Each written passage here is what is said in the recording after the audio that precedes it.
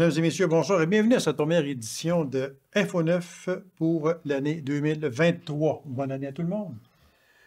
La 26e édition du Téléthon de la ressource pour personnes handicapées de l'Abitibi-Témiscamingue et du nord du Québec aura lieu le dimanche 29 janvier 2023. Alors, pour nous en parler, je reçois le toujours sympathique directeur général de la ressource, M. Rémi Mailloux. Monsieur Rémi, bonsoir. Bonsoir. Moi, chaque fois que je vous reçois en début d'année, qu'on parle de Téléthon, on sait que c'est notre première émission de l'année. Ça, c'est sûr et certain. Puis c'est toujours un honneur, c'est toujours un plaisir de vous recevoir, M. Rémi. Puis je vais l'ajouter, puis je m'en cacherai pas, je l'ai dit à chaque année, les gens sympathisent beaucoup avec le Téléthon. Puis les gens aussi. Je me fais le porte-parole de ces gens-là pour vous remercier. C'est bien apprécié, puis on le sent beaucoup quand on se promène à l'intérieur de la région, puis qu'on rencontre... Quand vous faites du terrain, là. Oui, OK. oui. Vous le sentez beaucoup. Oui. Depuis 2 ans, Théâtre du Cuivre était libre. Oui. Mais cette année, c'est en présentiel. Il faut Oui. le dire, là, on va inviter les gens à se rendre au Théâtre du Cuivre. Mais cette année, on attend les gens. On attend les gens, puis je vais te dire, là, Gabi, on s'est promené, je suis allé récemment au Club de l'amitié de la Sarre, puis les gens, ils ont hâte, ils ont vraiment hâte. Les gens s'ennuient. Ah ben oui, pour eux autres, là, le Téléthon, c'est une fête, c'est un moment privilégié pour... Une fête qu'ils n'ont pas eue depuis 2 ans. Puis ils ont tellement souffert du confinement, là, ça fait qu'ils ont vraiment hâte, tu vois qu'ils parlent du Téléthon, puis ils envoient des étincelles dans les yeux. En tout cas, cette année, c'est en présentiel, puis on invite les gens, là, tantôt, on va les inviter plus en profondeur, si on dit, mais seulement qu'on va inviter les gens aussi à se rendre au Théâtre du Cuivre. C'est le 29 janvier prochain. Objectif cette année? L'objectif est en gros fixé à 500 000 500 000, OK. C'est les sous que ça nous prend pour donner des bons services là, à nos 2000 membres, parce qu'on est rendu au-dessus de 2000 membres. Ça fait que c'est vraiment avec tous les autres programmes que l'on a comme gestionnaire. C'est vraiment impressionnant de voir le volume des demandes qui rentrent à la ressource. Ça, il faut bien établir. Vous fixez un objectif à 500 000, puis c'est ce que ça vous prend pour pouvoir fonctionner, pour pouvoir faire face aux 2000 demandes et plus que vous avez à chaque année, puis aussi pour rendre ces personnes-là, leur donner de la joie. Ça, c'est important aussi. Oui, puis quand on a plus, ben on a l'occasion de répondre à des activités de loisirs. De rajouter un petit plus qui va faire en sorte que les personnes handicapées vont se sentir plus inclus dans notre société. Puis ça, ben, ça c'est la joie totale là, de voir que les personnes handicapées seront de plus en plus présentes à travers le monde. Et voilà, exactement. Donc, quand on se fixe un objectif de 500 000 $, c'est le minimum, s'il vous plaît, pour rendre ces personnes-là heureuses et surtout, comme le disait si bien Rémi, pour faire face à plus de 2000 demandes annuelles. C'est vraiment... Puis moi, je me souviens, dans les premières émissions que l'on faisait là, sur le Téléthon, là, est-ce que ça se peut, M. Rémi, qu'on touchait à peine 1000 demandes? Oui, parce qu'effectivement, on avait moins de membres, le Téléthon était quand même bon, mais on donnait ce qu'on pouvait. Puis on touchait à l'époque juste l'adaptation puis de la réadaptation. Là, on va plus loin dans notre Plus loin encore. Puis ça, ben, c'est tout au bonheur des gens qui en profitent parce que combien de fois que les parents nous disent, ou ben, les gens disent, ben, grâce à l'aide qu'on a reçue, ça nous a permis de faire telle activité, ben, ça c'est notre bonbon. C'est un petit bonbon par-dessus le gros sundae, autrement dit. À chaque année, les principaux commanditaires se manifestent à chaque année. Puis ça, là, il faut le dire, c'est important. Parce que il y a des commanditaires à ça. Puis c'est ce qui permet de faire ce téléthon-là. Vous n'avez pas de misère. À chaque année, ils se manifestent. Écoute, on est vraiment privilégiés, là. Comme cette année, on a changé un des commanditaires parce que l'autre, pour des raisons correctes, n'avait pas l'opportunité de continuer. Puis,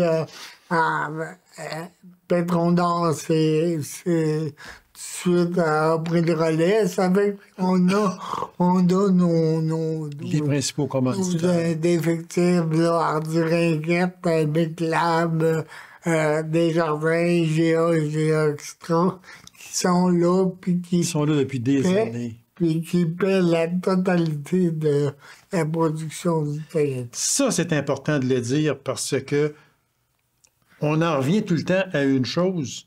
L'argent amassé reste en région.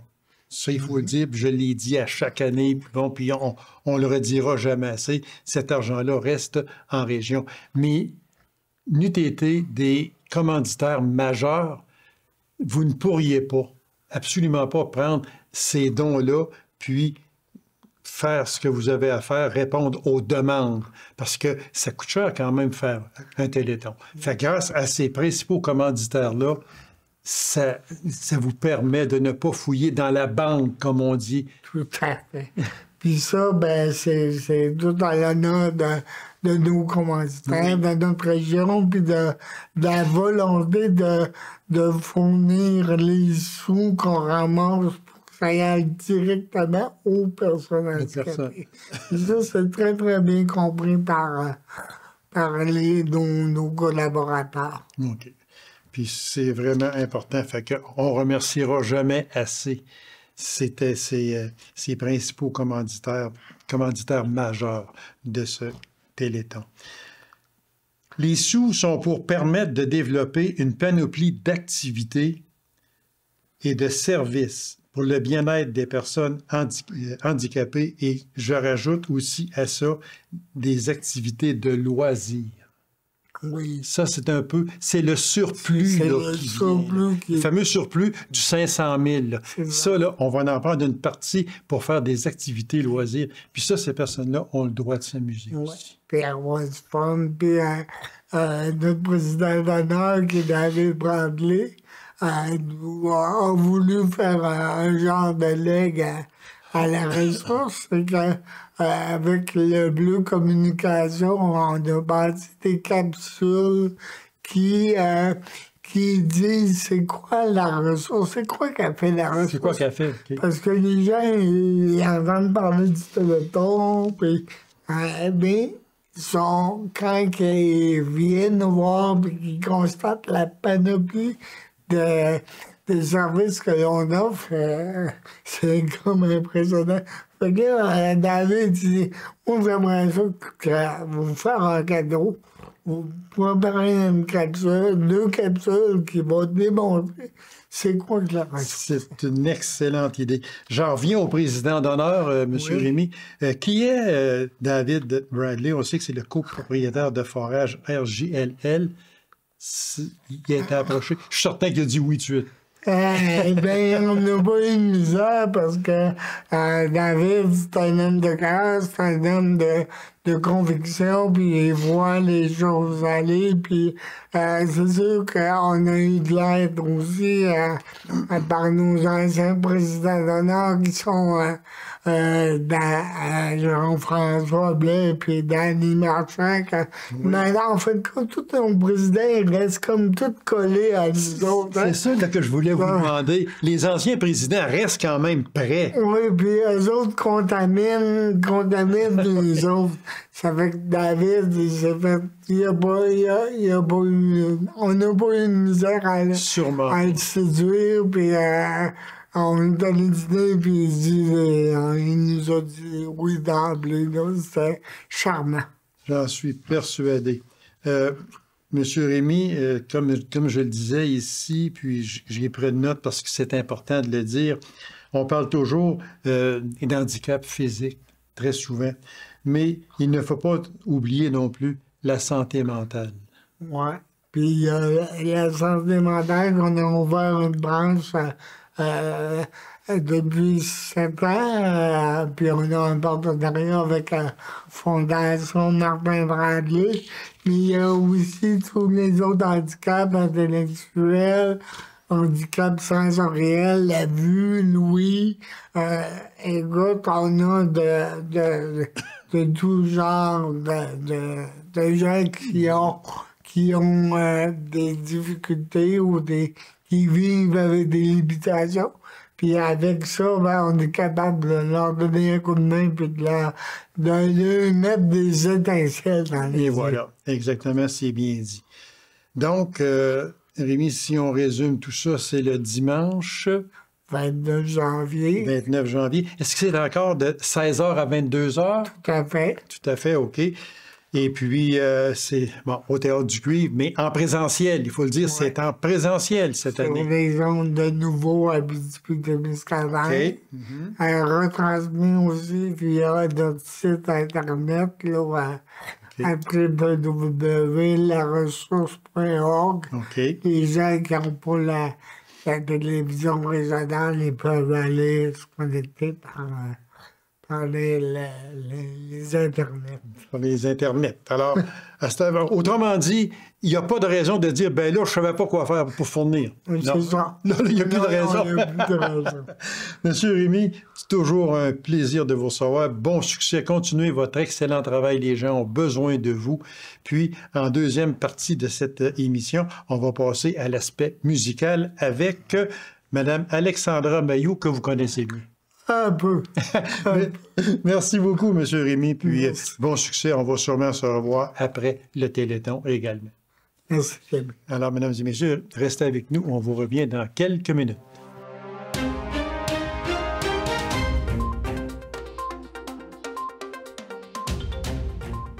En deuxième partie de cette première partie, je reçois pour l'aspect musical Mme Alexandra Mailloux. Mme Mailloux, bonsoir. Bonsoir. Il faut le dire, c'est la fille de M. Rémy. Beaucoup d'artistes, j'ai vu, puis quand vous m'avez envoyé cette liste-là, j'ai resté un peu surpris aussi, agréablement surpris des artistes provinciaux. Il y en a quand même plusieurs. Ouais. On va les prendre. On ne pourra pas commenter sur tous les artistes parce qu'il y en a vraiment trop, mais on va y aller.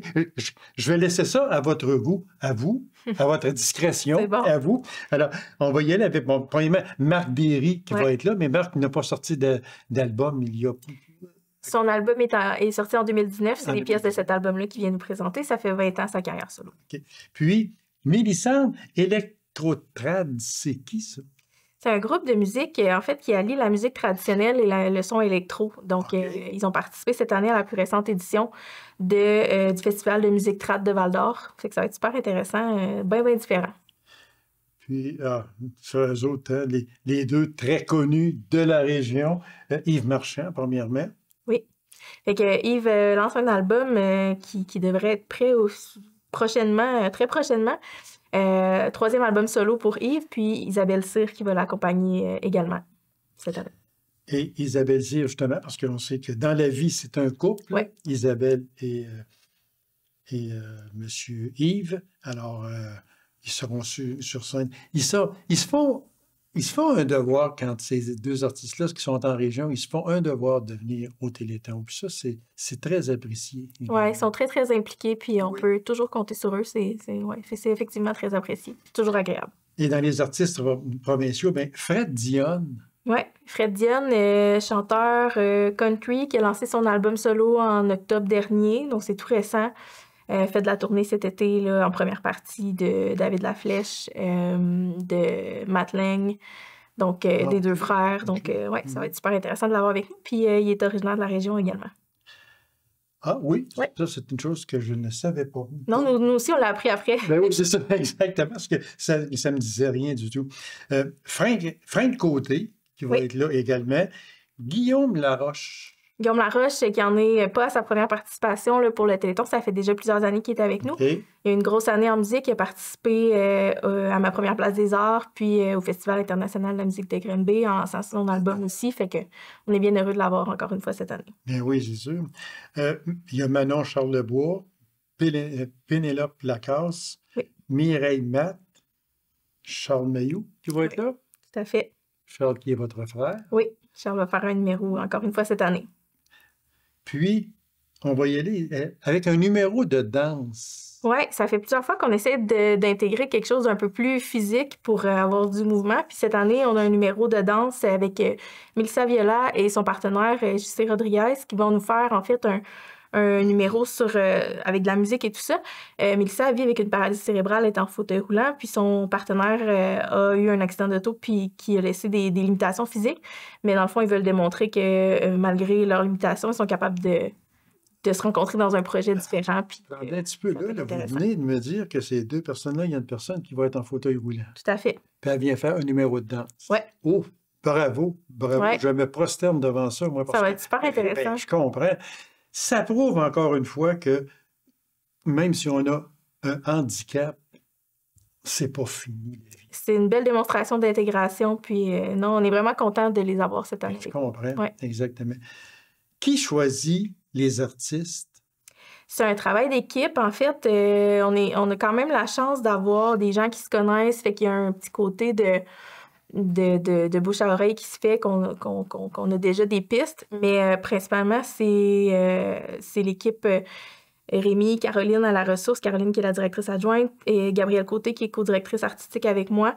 Puis parfois, Vincent aussi, comme directeur musical, nous apporte des idées, mais essentiellement, c'est par connaissance. On va avec un petit peu, y a-tu des gens qu'on connaît, puis tout ça. Puis on travaille ça aussi à l'avance. Il faut dire que nous, notre liste, elle s'allonge, dans le fond, à chaque année, est déjà débutée pour l'année prochaine. C'est ça. Puis les gens veulent revenir aussi. J'en suis Ouais. persuadé. Il y en a sur lesquels on peut compter plus d'une année, fait que ça peut nous aider aussi, là. Parce que je me rappelle, si ma mémoire est fidèle, qu'à un certain moment donné, les gens envoyaient un petit topo. Puis Ouais. là, c'était pour Ben, dire- c'est encore un peu ça. Les gens qu'on Encore un connaît peu ça. pas, c'est sûr qu'on veut entendre, tu sais, ce qu'ils sont capables de faire pour voir ben, comment ça rentre dans un spectacle aussi. Est-ce que ça fait une certaine variété? Est-ce qu'on va avoir tout le même style de musique ou on va avoir de la variété? C'est fait que oui, les gens, ils peuvent nous envoyer, c'est sûr, un genre de démo de ce qu'ils font qui nous permet de regarder ça puis de dire, bon, ben, oui, ça s'inscrit bien dans ce qu'on veut faire cette année. Et comme moi, je vous félicite, vous et votre équipe, parce que vous faites toujours un excellent choix. Puis, les gens apprécient énormément. beaucoup. À l'animation, je sais qu'on n'en a pas parlé, mais est-ce que ça va être encore Isabelle qui est là? C'est Rémi qui aurait pu le confirmer. J'ai même pas posé la question. Vraiment, moi, je me concentre sur la partie musicale. Ça, là, c'est une question qui n'était pas prévue. Et voilà. Et c'est tout à fait normal que si vous vous en êtes pas parlé, mais probablement que ça devrait. Elle est là depuis nombre d'années. Oui, Puis effectivement. elle fait toujours un excellent travail. Direction musicale, on en a parlé un petit peu, mais j'aimerais Oui, ça revenir. direction musicale, c'est toujours assuré par Vincent Lemaitre-Vierge. C'est sa 24e année de Eh, mon participation au Téléthon, mais comme directeur musical, c'est depuis 2008. OK. Ouais. Et puis la direction artistique, on parle de vous, Alexandra Mayou et Gabrielle Côté. Exactement. On fait Alors, ça ensemble. Merci beaucoup, Madame Mayou. C'est un plaisir que de vous recevoir. Encore une fois, une très belle brochette d'invités. Je vous en félicite. Puis, en terminant, on va demander aux gens d'être généreux le 29 janvier prochain, de 16h à 22h, au Théâtre du Cuivre. C'est en présentiel, fait que ne vous gênez pas. L'objectif est de 500 000 $. Puis, comme le disait tantôt, dans la première partie de l'entrevue, comme le disait Rémi, les gens ont besoin de ces sous-là, puis les gens ont besoin de vous. Alors, merci beaucoup, Mme Mailloux. Ça fait plaisir. Alors, mesdames et messieurs, on s'absente le temps d'une courte pause. On vous revient immédiatement après. Restez avec nous.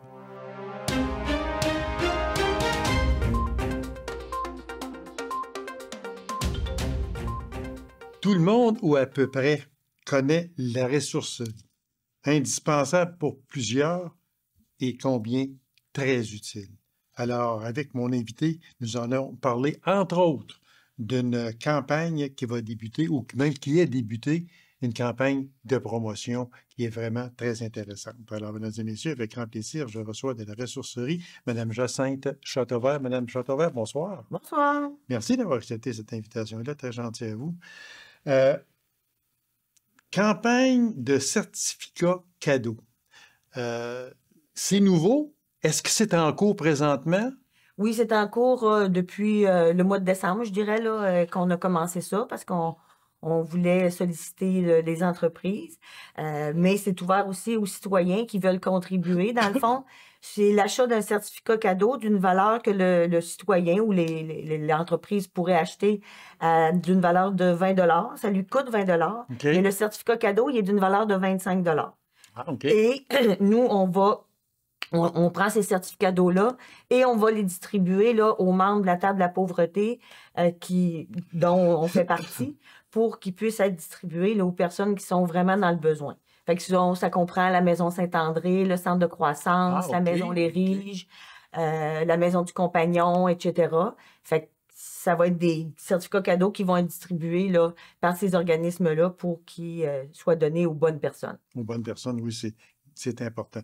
Donc, si je veux un certificat cadeau, je débourse 20 $, mais par contre, il vaut 25 $.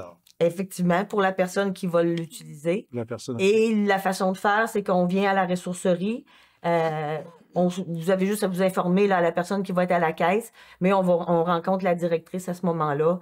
Elle va prendre vos coordonnées, puis on va marquer sur le certificat cadeau c'est un don du nom de la personne ou de l'entreprise. Okay. C'est déjà le cas. Il y a plusieurs entreprises qui ont déjà contribué. Fait que le certificat cadeau, c'est un don de telle entreprise. Donc, c'est parti au moment où l'on se parle. Est-ce que c'est populaire?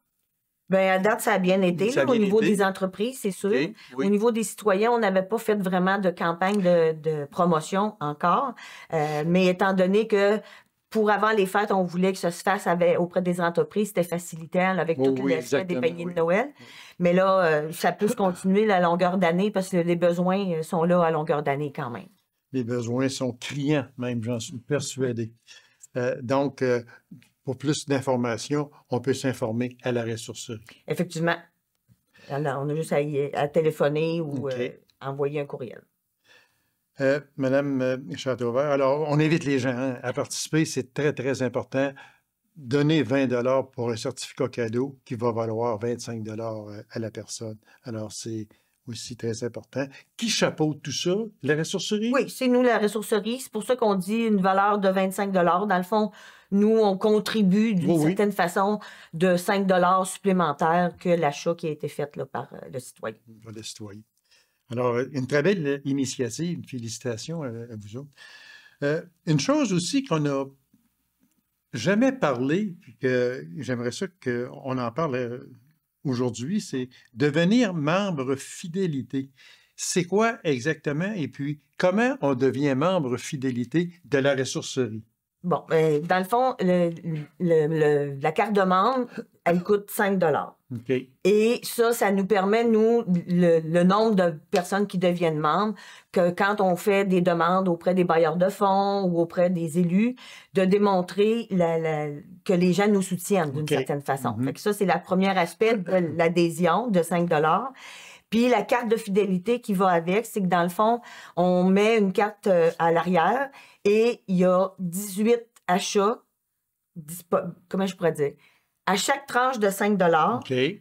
on étend la carte et il y a 18 achats de plus de 5 Et quand vous avez rempli votre carte, vous avez une note de crédit de 5 OK. Fait que dans le fond, si vous venez souvent à la ressourcerie puis que vous achetez régulièrement, on le voit, il y a des gens qui peuvent avoir des notes de crédit, en avoir 2, 3 dans l'année parce qu'ils à chaque tranche de 5 oui, ils viennent puis ils achètent plein de choses. Donc, c'est ça. Fait que, puis, ça lui coûte 5 en début d'année.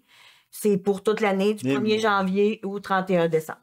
Puis la carte de fidélité, si, mettons, votre carte est échue au 1er janvier, vous devez la renouveler. Elle va vous coûter 5 mais la carte de fidélité qui est déjà entamée, elle se continue. OK, elle tout le se temps. continue tout le temps. On ne remet pas à zéro la carte de fidélité. Si vous avez 8 cases de cocher, vos 8 cases sont encore Reste bonnes. là, tout le temps, elles sont bonnes. Donc, c'est quand même deux belles choses, comme on dit, avec les certificats cadeaux qui ne coûtent que 20 pour une valeur de 25 et puis le fameux membre fidélité aussi, on paye 5 là. C'est vraiment pas beaucoup, mais ça aide beaucoup à la ressourcerie. Bien, ça aide, puis je reviens à la première étape, c'est de dire que ça nous permet, nous, de démontrer que les citoyens nous soutiennent par rapport à notre mission qu'on fait auprès des première, exactement, c'est ça. C'est bien important. Une dernière question, Mme Châteauvert. Les fameux serre-pu à rien. On voit ça passe à la télévision, mais il y en a beaucoup, des serre-pu à rien. Oui, il y en a beaucoup. Puis on est là, ça fait à peu près 1 an et demi, je dirais qu'on est dépositaire, nous autres, qui appellent ARP, là, mais c'est justement pour les serre-pu à rien. Fait que les gens qui ont des appareils électroniques qui ne fonctionnent plus, ils peuvent les amener à la ressourcerie. Nous aussi, on va les mettre, on a un conteneur expressément pour ça. Et quand toutes nos boîtes sont pleines, on fait venir le transporteur et c'est un revenu supplémentaire pour la ressourcerie. Fait que s'ils fonctionnent, tant mieux, on va les mettre à la revente. C'est ça que je voulais. S'ils fonctionnent, on va les prendre. On va les mettre à la revente. Ça aussi, ça nous permet de contribuer avec ARP parce qu'on reçoit comme une ristourne, si on peut dire, pour ce qu'on va récupérer et revendre parce qu'ils ne se retrouvent pas au dépotoir. Ça, c'est la première étape. Ça, c'est et s'ils ne fonctionnent plus, on les récupère quand même. Et le but, c'est qu'ils ne se retrouvent pas dans les sites d'enfouissement parce qu'ils sont envoyés à Montréal.